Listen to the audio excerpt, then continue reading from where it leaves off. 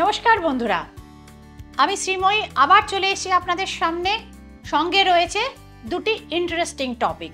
বন্ধুরা, it's a highly requested video, so don't skip ইট। একদম শুরু থেকে শেষ পর্যন্ত সঙ্গে দেখবেন। বাস্তু রিলেটেড বেশ কিছু ব্যাপারে আপনারা প্রচুর মানুষ আমার কাছে জানতে চান এবং এই নিয়ে আলোচনা শুনতে চান। সো আপনাদের রিকোয়েস্টেই আজকের যে প্রেজেন্টেশন সেটা আপনারা দেখছেন।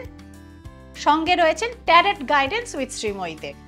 তো বন্ধুরা, রান্নাঘর যেটি আমাদের বাস্তুর একটি অবিচ্ছেদ্য পার্ট, অর্থাৎ রান্নাঘর আমাদের বাস্তুর এমন একটি সম্পদ বা এমন একটি অংশ যেটা না থাকলে সেই বাড়িকে ঠিক সংসার বলা চলে না, তাই না? এবং রান্নাঘরের সবচাইতে প্রাইম আমাদের ইম্পর্টেন্ট জিনিসটা কি না, আমার আপনার চালের হাঁড়ি, যাকে বলা হয় লক্ষ্মীর ভান্ডার, মা অন্নপূর্ণার ভান্ডার। অর্থাৎ আপনার রাইস বা আপনার চাল বা আপনার ধরুন যে সমস্ত নন বেঙ্গলি কমিউনিটি যাদের মূল খাদ্য হচ্ছে রুটি, তাদের গম রাখার জায়গা বা তাদের আটা রাখার জায়গা। তো এই জিনিসগুলি হচ্ছে সংসারের মধ্যে মোস্ট প্রাইম নিড। তো এই জিনিসগুলির মধ্যে এমন দুই একটি জিনিস আপনারা অ্যাড করে দিতে পারেন, বা যদি আপনারা করে দেন তাতে আপনাদের ভরা থাকবে আপনাদের সারা বছরের সোর্স অফ ইনকাম, বৃদ্ধি হবে আপনার সম্পদের এবং ভরা থাকবে আপনাদের অন্নপূর্ণার ভান্ডার। কখনো খালি হবে না আপনার সম্পদ।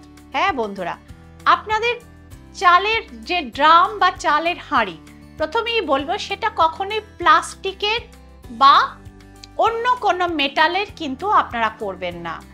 Always it should be with steel, অর্থাৎ স্টিল হচ্ছে মা লক্ষ্মীর কিন্তু অত্যন্ত প্রিয় একটি ধাতু।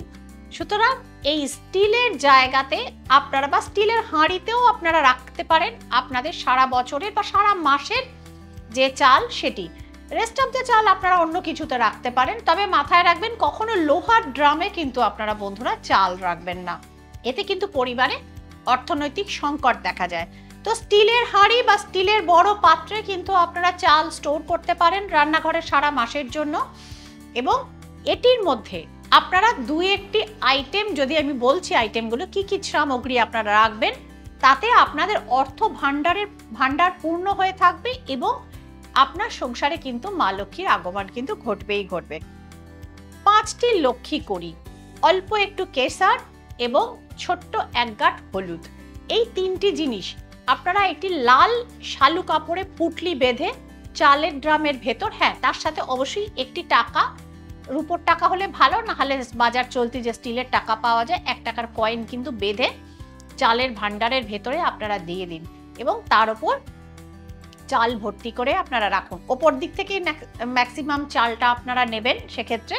এবং মাথায় রাখবেন যখন আপনারা চাল ঢালবেন গৃহিণীরা, কখনো যেন হুশ করে শব্দটা না হয়। অর্থাৎ প্রথম যখন আপনারা চালটা ঢালছেন তখনও যে ছ্যাত করে আওয়াজটা হওয়ার কথা, সেটিও চেষ্টা করবেন এক হাত থেকে আরেকটা হাতের মধ্যে চালটা দিয়ে এবং ধীরে ধীরে ধীরে ধীরে চালটা দিয়ে আপনারা ভর্তি করতে থাকবেন। চাল ঢালার আওয়াজ যেন বাড়িতে শোনা না যায়। তো সেক্ষেত্রে এবং এর মাঝখানে যে জিনিসগুলো বললাম সেই সামগ্রীগুলো একটু ছোট্ট পুটলি বানিয়ে আপনারা চালের ভান্ডারের মধ্যে আপনারা দিয়ে দিন এবং তার উপর চাল ঢেলে সারা মাস ধরে আপনারা নিশ্চিন্তে ব্যবহার করুন। এবং এই চাল অর্ধেকের বেশি শেষ হওয়ার আগে সেটি আবার পূর্ণ পাত্র করে দিন, অর্থাৎ চালটি আপনাদের ভরে দিন।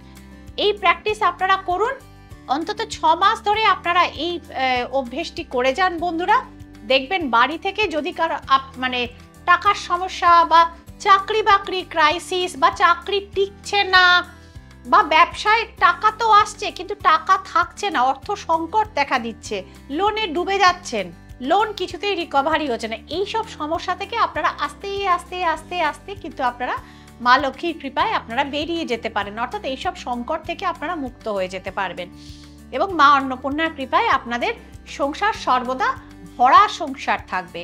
পরের জায়গা, ইম্পর্টেন্ট জায়গাটিতে আসি, যেটি হচ্ছে আমাদের বাড়ির বাথরুম। বন্ধুরা, আমরা সকলেই জানি যে বাথরুম হচ্ছে নেগেটিভ এনার্জির কারণ বাথরুম দিয়েই তো আমাদের নেগেটিভ এনার্জিগুলো আমাদের গৃহে প্রবেশ করে এবং বাথরুমের মধ্যে রাহুর কন্ট্রোল থাকে প্রচন্ড বেশি। রাহুর উপস্থিতি থাকে আমাদের বাথরুমের নর্দমা আমাদের টয়লেট, প্যান বা কমোডের শীটে, অর্থাৎ এই জায়গাগুলো যেখানে আমাদের শরীর থেকে আমরা পরিষ্কার হয়ে আমরা নিজেরা ফ্রেশ হয়ে বেরিয়ে আসি। তো সুতরাং বাথরুম পরিষ্কার করতে কি করবেন? নিমাইল, ফিনাইল বা ইত্যাদি জিনিস তো আছেই। বাথরুম প্রত্যেক সপ্তাহে চেষ্টা করবেন শনিবার করে পরিষ্কার করতে, নাম্বার 1। নাম্বার 2, প্রত্যেক শনিবার দিন বাথরুমের জানলায় একটি কাঁচের পাত্রে রাখুন সন্দক নুন বা পিঙ্ক সল্ট। পিঙ্ক সল্ট রাখলে আরো ভালো, নাহলে সন্দক নুন আপনারা রাখুন। তার সঙ্গে আপনারা রাখুন একটি ছোট্ট গাঁট ফিটকিরি বা অ্যালাম এবং 3টি লবঙ্গ। এক শনিবার এই জিনিসটিকে রাখবেন এবং পরের শনিবার এই ফিটকিরিটিকে বাড়ির বাইরে আপনারা একদম বাউন্ডারির বাইরে আপনারা ছুঁড়ে ফেলে দেবেন এবং এই লবঙ্গ এবং এই সন্দক নুনটিকে আপনারা কমোডের মধ্যে ঢেলে ফ্ল্যাশ করে দেবেন। দিয়ে বাটিটিকে ধুয়ে আবার সেম প্রসেসে আপনারা কিন্তু আবার ওই কাঁচের বাটিতে আবার পুনরায় সন্দক লবণ বা পিঙ্ক সল্ট, ফিটকিরি এবং 3টি লবঙ্গ কিন্তু আবার রেখে দেবেন। বন্ধুরা, টানা 8 মাস এই প্রয়োগটি আপনারা করুন এবং তার সঙ্গে সঙ্গে প্রত্যেক শনিবার কিন্তু আপনারা টয়লেট ক্লিনিংয়ের ব্যবস্থা করুন। যদি নিজে করেন খুব ভালো, না হলে লোক দিয়েও করাতে পারেন, এই বিষয়ে কোনো প্রবলেম নেই।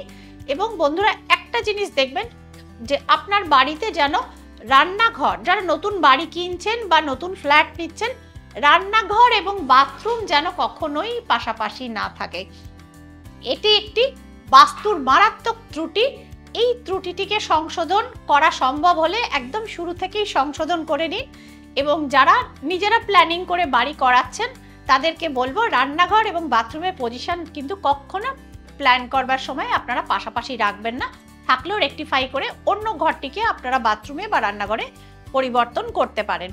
তো বন্ধুরা, এইভাবে কিন্তু আপনাদের রান্নাঘর সম্পর্কে একটি বাস্তুর ডেভেলপমেন্টের টিপস দিলাম এবং বাথরুম কি করে, বাথরুম থেকে নেগেটিভিটি বা নেগেটিভ এনার্জি কি করে দূর করা যায় তার সম্পর্কেও আপনাদের একটি টিপস দিলাম।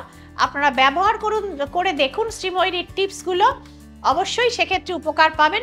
ট্যারট গাইডেন্স উইথ শ্রীময়ী আপনাদের কেমন লাগছে, আর কি কি বিষয়ে আপনারা শ্রীময়ীর কাছ থেকে জানতে চান, সেই বিষয়গুলি সম্পর্কে আপনারা আমার বুকিং নাম্বারে ফোন করে বা আমার এই মেইল আইডিতে মেইল করে অথবা হোয়াটসঅ্যাপেও কিন্তু আপনারা আপনাদের মূল্যবান মতামত জানাতে পারেন। আমার কমেন্ট সেকশন কিন্তু অল টাইম খোলা থাকে, তো কমেন্ট সেকশনেও আপনারা মন খুলে কিন্তু মতামত জানাতে পারেন, কারণ আপনাদের মতামতের ওপরই ডিপেন্ড করবে আমার পরবর্তী ভিডিওর কন্টেন্ট। তো সুতরাং বন্ধুরা, আপনারা সবসময় আমার কাছে অত্যন্ত মূল্যবান, you are very precious to me. তো আপনাদের মূল্যবান মতামতের জন্য শ্রীময়ী কিন্তু অপেক্ষা করে থাকে। সকলে ভালো থাকবেন। বছর প্রায় শেষ হয়ে আসলো, অগ্রিম বছরের শুভকামনা দেওয়ার এখনো সময় হয়নি, তাও আগে থাকতেই জানাতে থাকলাম। সকলে ভালো থাকবেন, আনন্দে থাকবেন, দেখতে থাকবেন ট্যারট গাইডেন্স উইথ শ্রীময়ী। নমস্কার।